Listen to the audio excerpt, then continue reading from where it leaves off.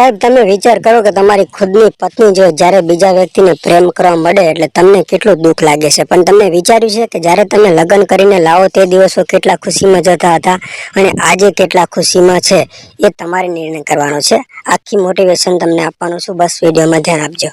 તમારી પોતાની પત્ની બીજે ઇશ્ક ક્યારે લડાવે છે? મિત્રો સ્ટોરી થોડીક તમને એવું લાગશે શરૂઆતની અંદર કે બરાબર નથી, પણ મિત્રો સાંભળ્યા જેવું છે।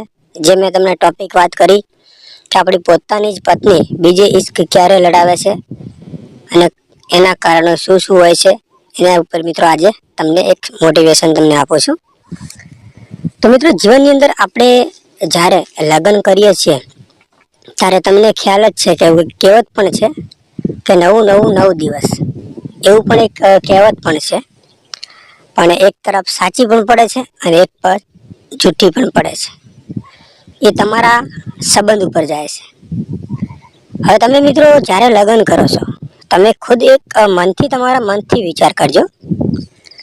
તમને કદાચ એવું લાગતું હશે કે આ ખોટી વાત છે, પણ હું તમને જે લોકોએ લગ્ન કર્યા છે ને જેના પરિવારમાં કે જેની જિંદગીમાં આ પ્રશ્નો બન્યા છે એમને હું એક જ વાત કહીશ કે તમે તમારા શરૂઆતના જે દિવસો છે જ્યારે તમે તમારા જીવન સાથી સાથે લગ્ન કર્યા છે ત્યારે તમે કેવું ફીલ કરતા, એમ તમે પાછળની જિંદગીમાં જાઓ એમ જ્યારે તમે તમારા જીવન સાથી સાથે લગ્ન કર્યા ત્યારે તમે એ સમયની પાછળ તમે જાઓ એમ, અત્યારે હાલની અંદર નહીં, ત્યારે તમે જ્યારે લગ્ન કર્યા હતા ને ત્યારે તમારી જિંદગી કેવી હતી એમ અને કઈ રીતે ચાલતી હતી એ થોડું વિચારો એમ।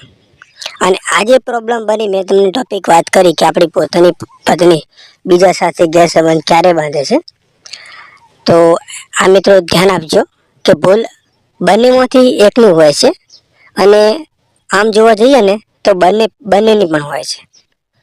હવે કઈ રીતે હોય છે એ તમને કહી દઉં, કારણ કે જ્યારે આપણે લગ્ન કરીએ ને મિત્રો તો એક એટલી બધી ખુશી હોય છે ને કે આખા જીવનમાં આપણને બધું મળી ગયું એમ, કેટલી ખુશી હોય છે।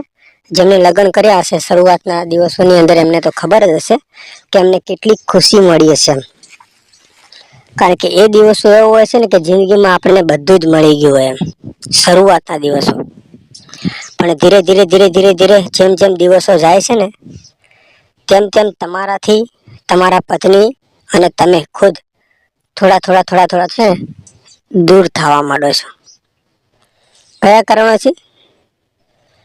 કારણ કે તમારા જે નજરમાં છે, તમે જે શરૂઆતની અંદર જે પ્રેમ કર્યો હતો, જે શરૂઆતની અંદર તમે લગ્ન કર્યા છે જીવન સાથી સાથે, એ ટાઈમે તમે કેટલો સમય આપતા હતા તમે એ થોડો વિચારજો અને હાલની અંદર તમે છે ને કેટલો એની સાથે સમય આપો છો થોડોક એના ઉપર મગજ જરૂરથી દોડાવજો। જે મેઇન પોઈન્ટ છે મિત્રો આગળ તમે સાંભળજો કે આ પ્રોબ્લેમ ક્યારે બને છે અને કઈ રીતે બને છે। મહત્વની વાત એ છે ખામી કોનામાં હોય છે, તમારામાં હોય છે કે તમારી પત્નીમાં હોય છે? મેઇન ટોપિક ઉપર આપણે પહોંચ્યા નથી, પણ મેં તમને જે વાત કરું છું ને એ સત્ય છે। તમારે ધ્યાન આપવાનું છે કે જે શરૂઆતના તમારા દિવસો હોય છે એ કેવા હોય છે અને જ્યારે સમય વીતવા મળે છે એના પછી તમારો સમય જે તમે તમારો સાથ આપો છો એ કેવો હોય છે એ મહત્વની વાત છે। સમજી લો કે 12 મહિના કે 2 વર્ષ કે 3 વર્ષ થઈ ગયા છે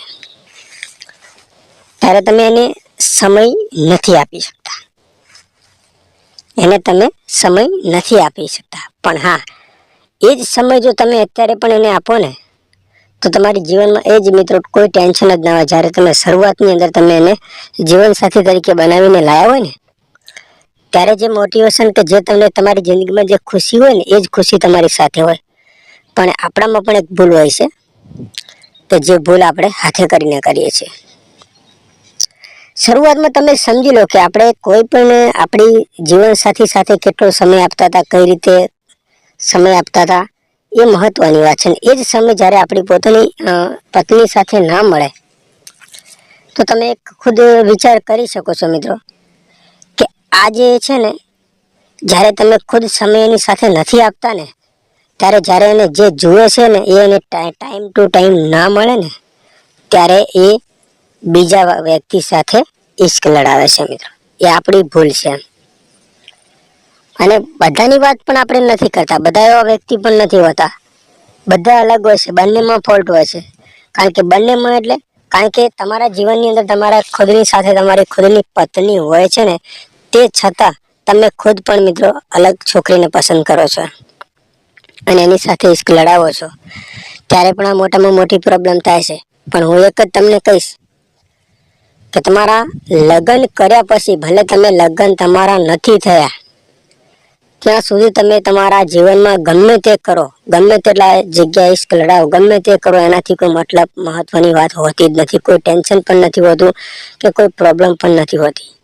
પણ હા, જ્યારે તમારી સગાઈ થાય છે, જ્યારે તમારા લગ્ન થાય છે તમારા જીવનસાથી સાથે, એના પછી તમે જો આગળની એ જ તમારી લાઈનમાં ચાલતા હોય, તમે અન્ય છોકરીઓ સાથે ઇશ્ક લડાવતા હોય, તો મિત્રો દરેકને આ પ્રોબ્લેમ આવે છે અને દરેકના ઘરે આવવાની જ છે. કારણ કે ભૂલ આપણી હોય છે અને ઘણી વખત બંનેની પણ હોય છે. એટલે બંનેને ભૂલ આ સુધારવાની હોય છે અને બંનેને ભૂલ સુધારવા માટે એક જ રસ્તો છે તમારે, કે જ્યાં સુધી તમારો ટાઈમ હતો, તમે લગ્ન નથી કર્યા ત્યાં સુધી, જ્યાં સુધી તમે ગમે તે કર્યું એનાથી કોઈ મતલબ હોતો નથી. પણ જ્યારે તમે તમારા લગ્નમાં થયા પછી જો આ રસ્તા ઉપર કે આ ડગલું ભરો છો અને અન્ય કોઈ જગ્યાએ તમે ઇશ્ક લડાવો છો, તો બંનેની ભૂલ હોય છે એને પણ મૂકી દેવું જરૂરી છે.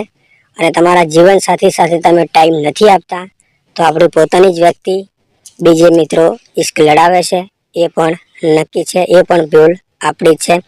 એટલે હંમેશા માટે જે તમે તમારા સમયને યાદ કરવાનો છે કે જે શરૂઆતની અંદર જ્યારે તમે લગ્ન કરીને તમારી પત્નીને લાવો છો, એ સમયના એ દિવસો કેવા તમારા વીત્યા હોય છે ને, એ દિવસો ખાલી તમારે યાદ કરવાના છે. બાકી તમે અન્ય જગ્યાએ મિત્રો આ ટાઈપનું ઇશ્ક લડાવો છો, તમારી ખુદની પત્ની છે, તો જીવનની અંદર તમે હંમેશા માટે ખુશી, તમને ભલે 2-5 મિનિટ માટે તમને ખુશી મળી શકે છે, બાકી આખા જીવનની ખુશી તમને ક્યારે પણ નથી મળતી. આ એક સત્ય છે. કારણ કે જે વ્યક્તિ જીવન સાથી તમારો બનીને આવે ને, એ જ તમારી જિંદગી સાથે રહેશે. બાકી તમે લોકો એવું વિચારતા હોય કે જેની સાથે આપણે પ્રેમ કરીએ છીએ ટેમ્પરરી, અને એ તમારો જીવન સાથી બનીને તમારી જિંદગી સાથે રહેશે, તો મનની અંદર એવી આશા પણ મિત્રો ના રાખવી જોઈએ. તમારી ખુદની પત્ની છે તો આશા રાખવાની આવતી નથી. આ પ્રશ્ન મિત્રો આપણા એક પતિ પત્નીનો છે કે જીવનમાં તમારે ખુશ થવું હોય ને, તો આ બંનેની અંદર પ્રોબ્લેમ આવી શકે છે. પત્નીની અંદર પણ ભૂલ હોઈ શકે છે કે પત્ની ખુદ આપણા પતિ સાથે ટાઈમ ના આપતી હોય તો આ પ્રોબ્લેમ બની શકે છે, અથવા પતિ પણ આપણી પત્ની સાથે ટાઈમ ના આપતો હોય ત્યારે આ પ્રોબ્લેમ થઈ શકે છે. એટલે ધ્યાન તમારે આપવાનું છે કે ભૂલ ક્યાં છે, અને એ ભૂલને સુધારવાની તમારા બંને વગર કોઈ પણ મિત્રો સુધારી શકવાનું નથી, એ પણ નક્કી છે. એટલે ભૂલ તમારે જ મિત્રો સુધારવાની છે કે આ ભૂલ ક્યાં છે. કારણ કે ભૂલ તમારા બે વગર કોઈ અન્ય વ્યક્તિ જો સુધારવાની કોશિશ કરશે તો વધુ થશે, એનો જે વધારો થશે, બાકી ઘટાડો નહીં થાય. કારણ કે હરેક વ્યક્તિના જીવનની અંદર કહેવત છે ને, જ્યાં સુધી બે વચ્ચે ગમે તેવી પ્રોબ્લેમ હોય ને, તો એનું સોલ્યુશન એ બે વ્યક્તિ જ કરી શકે છે. જો વચ્ચે ત્રીજો વ્યક્તિ આવે ને, જો વાત તમારી ત્રીજા વ્યક્તિ સાથે થાય ને, તો સમજી લેવું કે આગળ ગાડી નહીં ચાલે.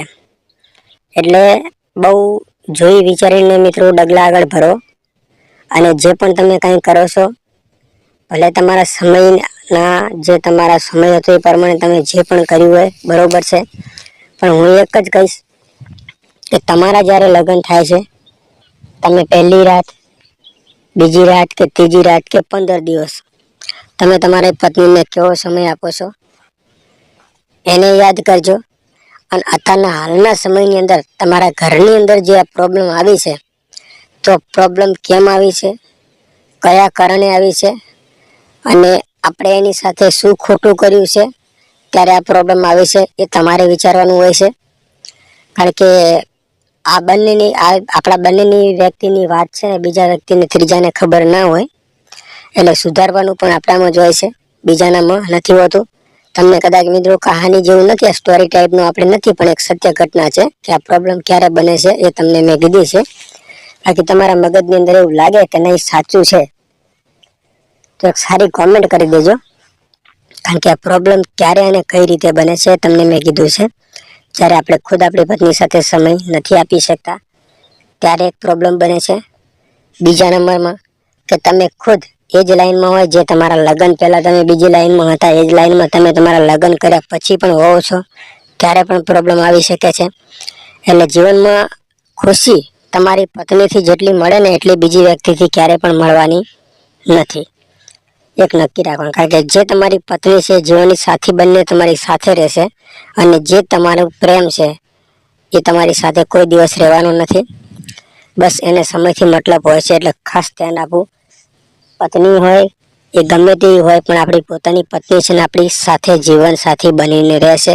પણ આપણે એની સાથે કઈ રીતે રહેવું, ક્યારે એ રહેશે આપણી સાથે, એ આપણા ઉપર નિર્ભર કરે છે. કે પતિમાં પણ આ પ્રોબ્લેમ હોય તો પણ આપણી પત્ની ઉપર નિર્ભર કરે છે. એ બંનેને વિચારવાનું હોય છે. તો આનો નિર્ણય બંને વ્યક્તિને જ લેવો, બીજા ત્રીજા વ્યક્તિને ક્યારે પણ વાત પણ ના કરવી. કારણ કે તમે ત્રીજા વ્યક્તિને વાત કરશો તો આ પ્રોબ્લેમ તમારા માટે કાયમિક માટે રહેવાની છે, વધશે ખરી અને ઘટશે નહીં. એટલે આ પ્રોબ્લેમ ત્યારે બને છે જ્યારે આ ટાઈપની તમારા જીવનમાં પ્રોબ્લેમ બને તો તમારે ખાલી એક જ વિચારવાનું છે કે જ્યારે આપણે લગ્ન કરીને આપણા જીવન સાથીને લાયા હતા ત્યારે આપણો સમય અને આપણા દિવસો કેટલા ખુશીમાં જતા હતા. બસ એ દિવસોને યાદ કરજો. એમાંથી કેટલી ખુશી તમારામાં તમે ઓછી કરી છે જે તમારા બંનેના સમયમાં તમે વિતાવતા એ સમય, બસ એ વિચારજો કે તમે એનાથી કેટલો સમય ઓછો કર્યો છે. એટલે તમને ખબર પડી જશે કે આ પ્રોબ્લેમ ક્યારે બને છે ને કઈ રીતે બને છે મિત્રો.